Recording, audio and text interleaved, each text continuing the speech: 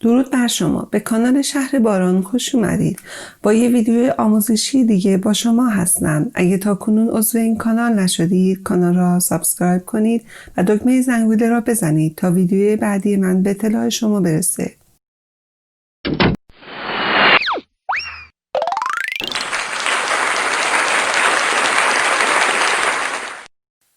طرز تهیه پنیر.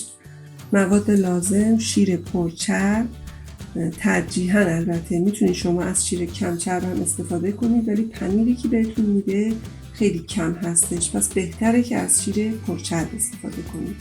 سرکه سفید و نمک. شیر رو ریختم تو قابلمه، زیر شعله رو کم کردم تا به جوش اومد. الان که به جوش اومده سرکه رو بهش اضافه میکنم.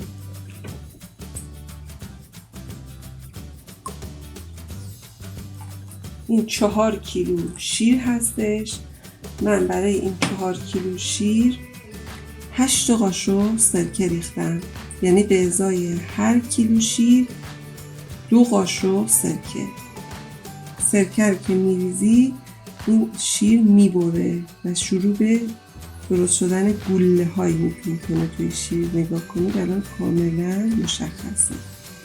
بهش زمان میدیم تا این کارش تموم بشه و یه آب رنگ بین زرد و سبز هستش. وقتی که اون رنگی شد و شیر کاملا به صورت دلمه‌ای شد، بعد اون موقع رو انتقال میدیم توی پارچه و زیرش هم یه آبکش میذاریم. آب پنیر هم دور نمیریزیم، نگه میداریم. بعد از اینکه ما میخوایم پنیر رو ببریم و بذاریم تو ظرف و یخچال، از همین آب استفاده میکنیم و پنیرمون رو برای نگهداریش از همین آب استفاده میکنیم. نگاه کنید همون رنگی که بهتون گفتم، یه رنگی هستش بین زرد و سبز.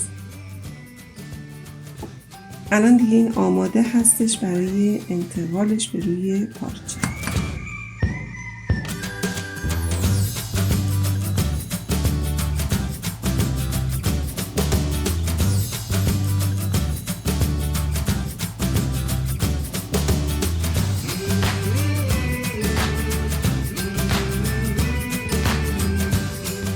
دوستان دقت کنید، من اینجا یه پارچه انداختم، زیر پارچه آبکش گذاشتم، زیر آبکش هم قابلمه گذاشتم، یعنی این آبش این زیر میمونه.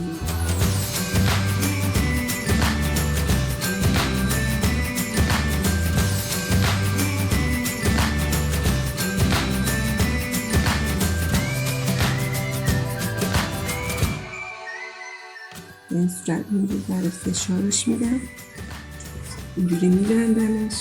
بعد یه چیز سنگین میذارم این که این آبش بره. 3-4 ساعت اینو در محیط آشپزخونه نگه میدارم.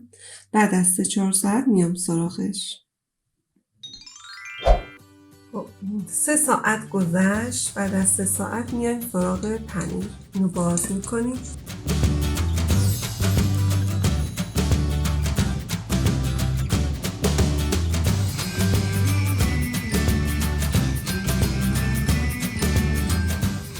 موقعی که ما شیر رو خالی کردیم توی آبکش روی پارچه، یادتون باشه زیرش من یه قابلمه گذاشته بودم. این آب همون شیر هستش که جدا شده بود.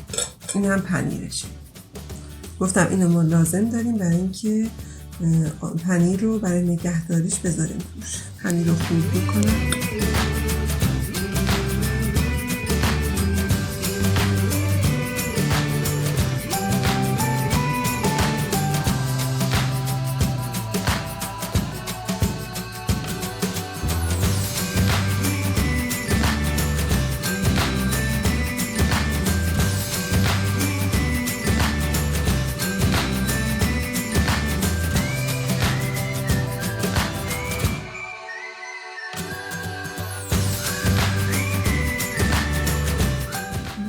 میزم کاسه یکمی آب و نمک درست میکنم.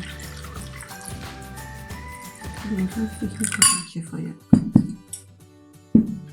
نمک میزم. آبش باید شور باشه، خودتون میتونید تست کنید. بچشین از آب برنج شورتر باشه که پنیرمون رو نگه داره.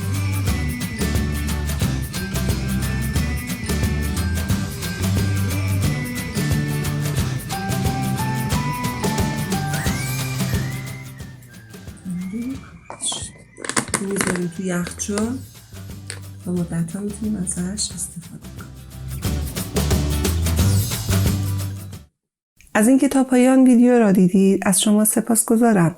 اگه از این ویدیو خوشتون اومده اونو لایک کنید و اگه تا کنون عضو این کانال نشدید کانال را سابسکرایب کنید و دکمه زنگوله را بزنید تا ویدیو بعدی من به اطلاع شما برسه. خدا نگهدار.